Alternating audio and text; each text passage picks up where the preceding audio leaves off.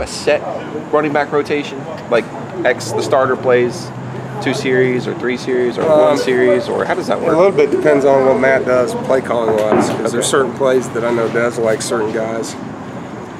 I know he's going to soak Matt in this game. He's going to get a lot of reps, but we want to see what DeQuay can do. And as the game goes, and we're looking at Reggie's face, if we don't feel like he's freaking out, then we'd like to get him going too. You know what I mean? But he'll be in some special teams reps, which will help him kind of play before he has to carry the ball. Normally, I think it'd be different. Like, when you have Matt and Shad, 2 guys that you want to share the load with, then it'd be a little bit different than it would be in this game. When you don't just use one guy, is that almost like a selling point to these guys that you are going to save some tread on the tire there, and that everyone is going to get a shot? I think so. I think it's really happening in the NFL too. I mean, these guys take so many hits that are away from the ball now at running back because of protection. And you don't want to be damaged goods when you're done playing, So they all want the ball, but they also know they want to play for X many plays and make it through the season, And I think that's the thing that Dez does a good job of.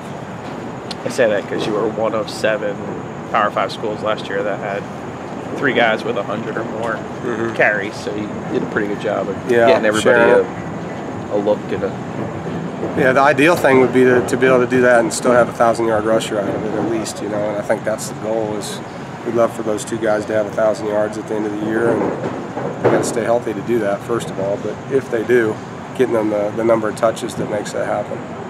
Was there motivation last year to not have Jacoby take hits?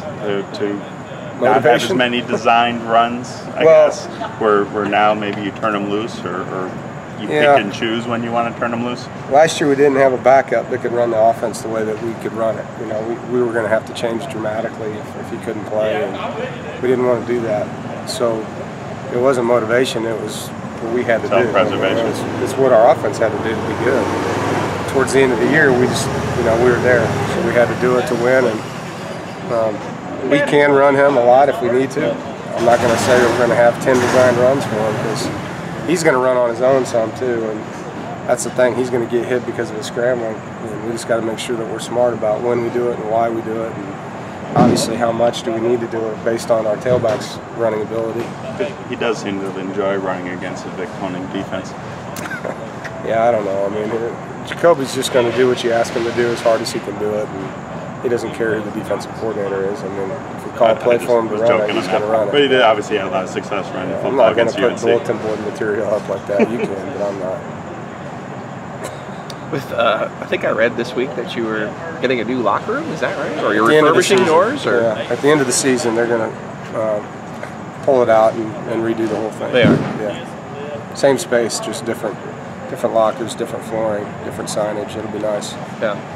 Anything? Is there going to be a barber shop like Texas A&M or? No, I don't think so. We're going to try to maximize our space with usable space. You know what I mean? So we can't make it bigger because of the way the thing's set up. But just it's 12 years old. It's really nice still, but we want it to be more cutting edge and be able to manage all the different things the players have, and even the electronics part of it, having power ports and places where they can charge devices that, when it was built before no one had cell phones, so different things like that. And, from a recruiting standpoint, obviously it'll help us there. Team mentality, locker room, do you have certain things, do you have a vision for them doing as players? Yeah, I mean, everything we talk about is process right now. So it's the process of the game. It's going through the game plan and processing the call if you're a defensive player, the play if you're an offensive player. What does that mean? Where do my eyes go? What are my keys? And then envisioning the result. And we believe that we control that result. And we don't control a lot of things that happen in the course of the game as players or as coaches, but we control how we handle those things. And so that's what we do. And that's really everything that we talk about is raising the bar. And to raise the bar, you got to be better focusing on what your job is. It's like when you watch a college football game. If you try to watch the whole game, you don't see really anything happen. But if you focus in on certain things, you see a lot of things happen within the plays, and that's what our players have to do right now. There's certain rules in the locker room to create and make sure focus happens, or? Well, we do. We have a tradition 3 minutes prior to the kick where we turn red lights on and all the white lights out, and guys have 3 minutes of pure focus in there. There's no music playing. Guys have headsets on so they can respect each other's space, I guess. And other than that, we have our normal pregame rituals that everyone probably goes through in the locker room or at the hotel.